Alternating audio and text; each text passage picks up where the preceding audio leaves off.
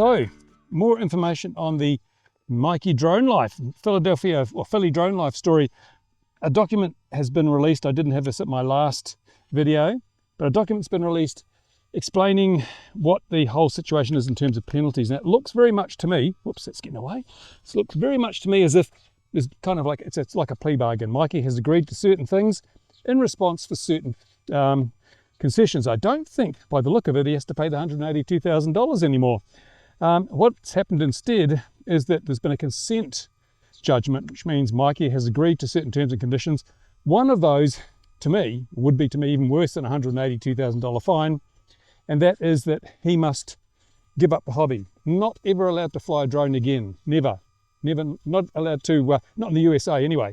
Can't seek any kind of certification, so no Part 107, nothing to do with drones. And he had to remove his YouTube channel, had to take it down, which, you know, kind of banning someone from a hobby, to me, is a very, very worrying move. Not in the least because the US Declaration of Independence guaranteed citizens the right to life, liberty, and the pursuit of happiness. Well, if you get your happiness from flying drones and the courts take it away from you, that to me is atrocious. And I guess their argument is that he wasn't a safe person. He wouldn't follow the rules, so he shouldn't be allowed to have drones.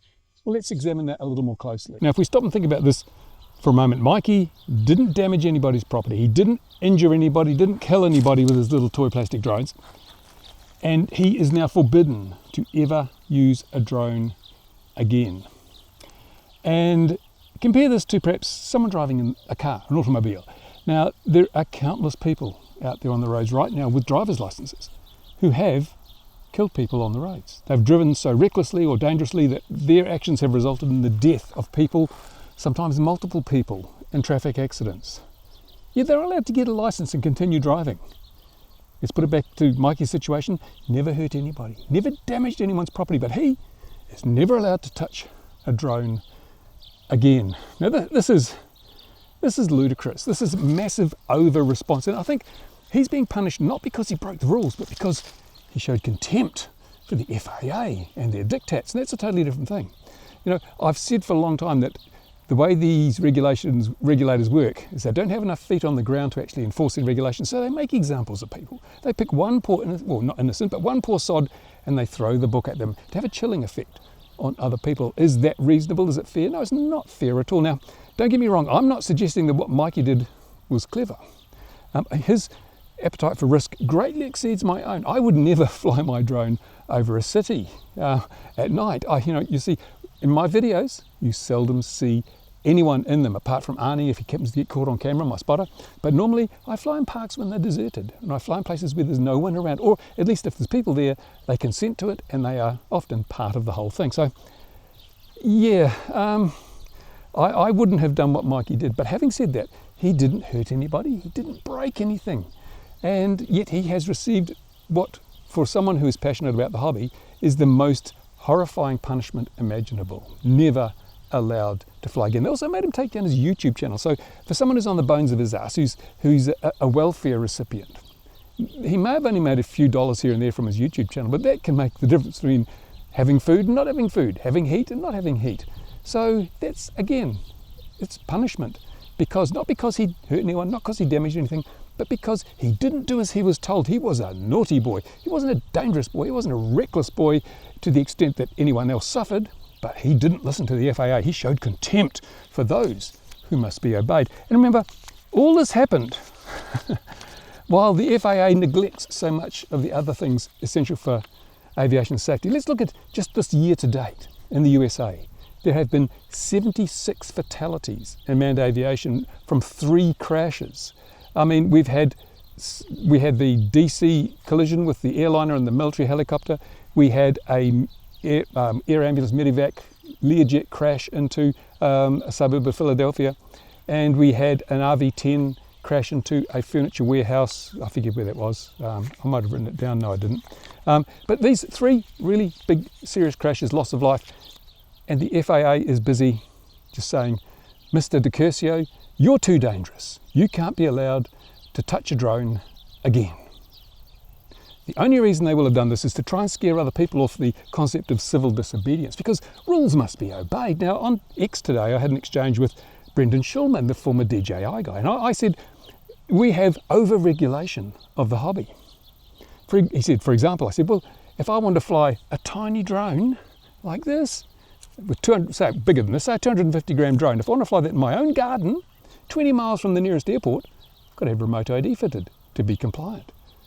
And he came back and challenged that. And I said, well, what about this? If I want to fly anything in my garden, FPV, even a 20 gram tiny whoop, I've got to have a visual observer. Now tell me we're not over-regulated. I haven't heard from Brendan since that. Maybe he agrees reluctantly that, yeah, some of the regulations are no longer fit for purpose. But the FAA, they don't care. They don't care. Remember, we're in a situation here where the people who are telling us what to do and how to do it and how dangerous it is haven't actually done it themselves. So how are they qualified to do this? How are they qualified? In fact, when we look at the 76 deaths so far this year, you've got to wonder, how qualified are the FAA to do any damn thing when it comes to aviation? How many of the people who make these rules and do all this sort of stuff, how many of those people actually fly now? Used to be that, in the regulators, everybody flew that was made up of pilots and ex-servicemen. These days, I suspect the number of actual people in the FAA with pilot's licenses is far lower than anyone might expect. Certainly, how many people in the FAA fly tiny whoops in their garden FPV? I would probably say nobody in the rule-making sector, because then they'd realise how having a rule to make that illegal is patently ridiculous.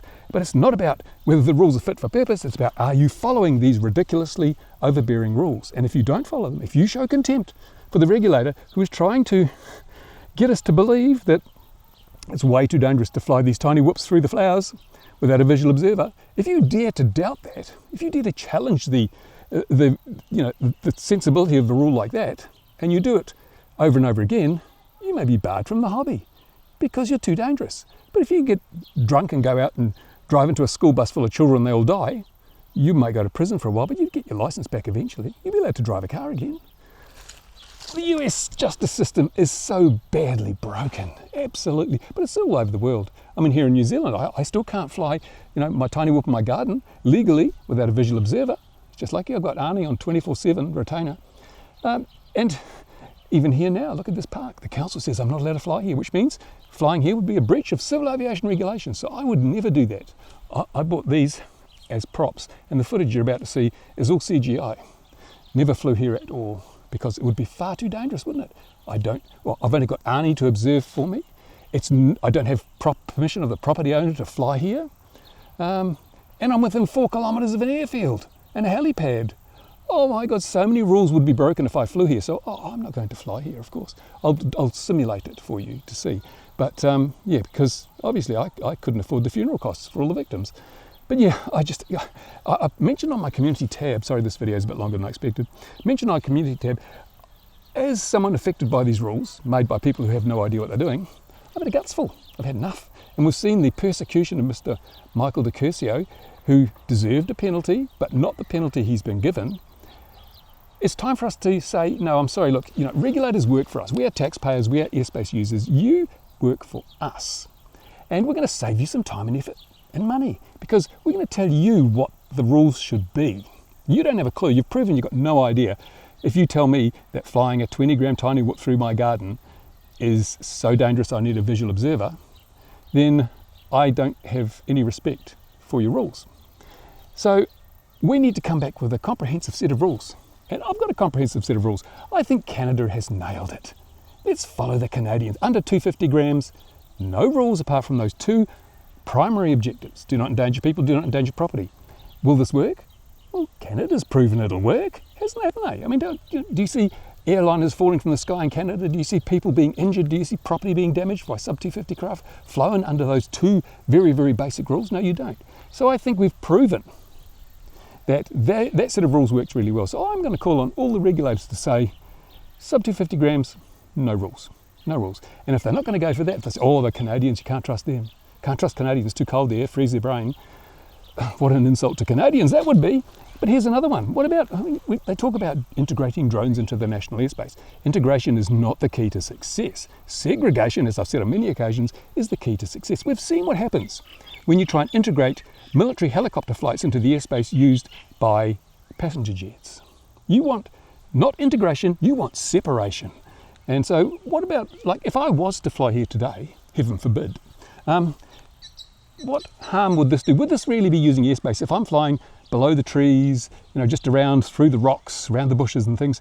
What business does any airspace regulator have telling me what I can do, how I can do it, when I can do it, when I can't do it, when I'm really sort of flying at such a low level? There's never going to be any aircraft here. And to be fair, in New Zealand we have a thing called a shielded operation. Shielded operation means that I can fly in those places if I'm within 4 kilometres of an airfield, but I still have to have a visual observer like Arnie, and I still have to have the consent of the property owner for some public park. Really? I'm a member of the public. I own this park through the property taxes I pay, so I consider myself to be an owner of this property, so I could give myself permission, but the council would disagree. They would probably try and fine me, give me a stingy smack on the arm if I flew in this park. We just have to come up with a set of rules that are reasonable, that take into consideration safety, make sure things are safe, but we tell the regulator, this is what the rules should be. We know, we do this, you don't.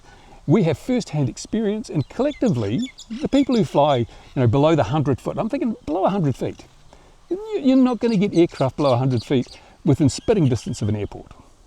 And so what does it matter? Why should the airspace regulator be even involved?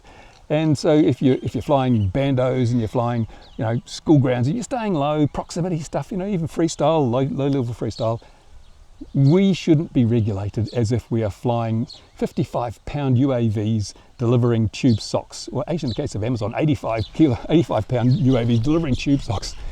We just need to come and say, this is it. You've got a compliance problem, and let's face it, they have a compliance problem. You can solve that by not making your regulations so onerous, and here is the best regulations you could come up with. How about we do that? I'll get this ball rolling. If you support that idea, go down to the comments and leave your support there, and I'll get something going we can submit to regulators. And if they say no, go away, that's the start of the real battle. And trust me, I'm old, I'm ornery, I'm fit, I'm up for it, and I'm pretty sure a lot of other people will be too. So let's kick this ball rolling. Let's kick the ball into their court, make them do something for a change. Here in New Zealand, we've been promised new regulations for years and nothing has changed. And I think in the USA, we've proven that the regulations are not being followed because they are not fit for purpose. They need to be changed. And take the initiative. We need to drive this thing. Can't rely on civil servants. They're more interested in donuts, coffee, and keeping a seat warm than they are in public safety. Let me say, 76 deaths in the USA in manned aviation incidents so far this year, and it's early February. As I make this video, it's the 6th of February in New Zealand. What's it going to be like by the end of the year? The FAA has better things to do than to worry about people with their toys who have never resulted in a single death anywhere in the world. Not one death associated with the recreational use of multi-rotor drones anywhere in the world in the entire history of the planet. Yet they still restrict us like we are public enemy number one. Got to stop. Oh no, I've rambled. I'm rambled. I'll now play some simulation of me flying at this park, which would of course be totally against the rules, so it would never happen. Arnie, would you like to oversee the simulation? No problem. Thanks, mate. Let's go.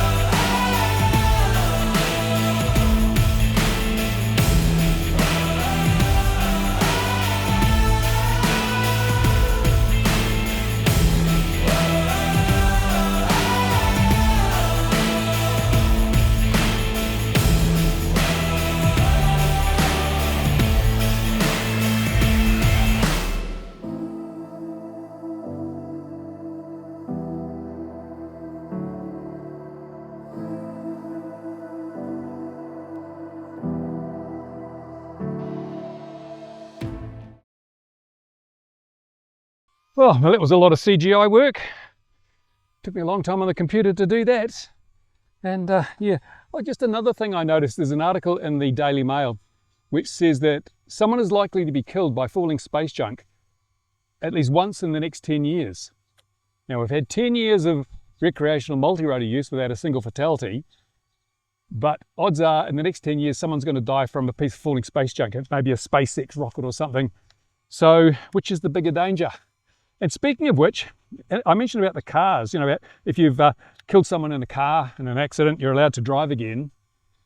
Mr. Musk, he's been censured by the FAA on a number of occasions for not following FAA rules with his rocket launches. And now, just recently, the Starship blew up over the Bahamas. Yet I bet you he's allowed to launch more rockets. So this kind of banning someone from a hobby because, my goodness, they didn't follow the rules, it is without precedent, isn't it? It's not what you know, it's who you know. Mr. Musk, he can do what he likes. He's got enough money to buy the justice he wants. Poor old Mikey, he's on welfare. He just has to take whatever he's given. Never mind, that's it. Enjoy the hobby. Remember, never endanger people, never endanger property. Everything else is advisory. Okay, so head at home. Just want to let you know I'm doing some videos next week, which hopefully will get away from all this talk and head shit. I'm going to be building an AXN, fixed wing, yes, building an AXN with 2025 components, which should be quite interesting. We're going to have a flight controller, of course. We're going to have digital FPV, probably. I've got some analog, but probably go digital. And modern motors, modern batteries, lithium ion probably. We're going to use the Radio Master Gemini. And so we'll be able to do some range tests. Of course, all in visual line of sight. I have amazing eyesight, and Arnie has too. We're going to just see what you can do these days with an old staple, the old AXN. How well will it perform in 2025? I think if you're fixed wing, you probably want to see that. I'll be doing that coming up. And I've also got some reviews on RC Model Reviews, reviewing this Neo thing that I'm filming now because I'm using it all the time. It's so bloody good. Sorry about that. I hate DJI. I love the products. And also there'll be a more, sort of in-depth review of that Gemini, which I've been playing with. I don't want to do the first day, you know, we'll get the review out first, get it out quickly so we can make some money on clicks. No, it'll be a more considered review, looking at the pluses and minuses. And I'm also going to examine a really important question. Does anyone need a new transmitter? And the answer might surprise you actually, because initially I thought, nah, you know, I've got so many, who'd want another one? But sometimes, you know, sometimes it's nice to have another transmitter. So is the Gemini that transmitter? I'm not going to tell you. And I'll show you the stash that Radio Master sent out to all its reviewers over Christmas. Lots of stuff, well not lots, but some interesting stuff they send out every year. I'll show you what I got. It's you might be interested to see. And it doesn't buy my opinions, doesn't buy me shilling the product, but it's nice that some manufacturers appreciate reviewers enough to do that. See you later, guys.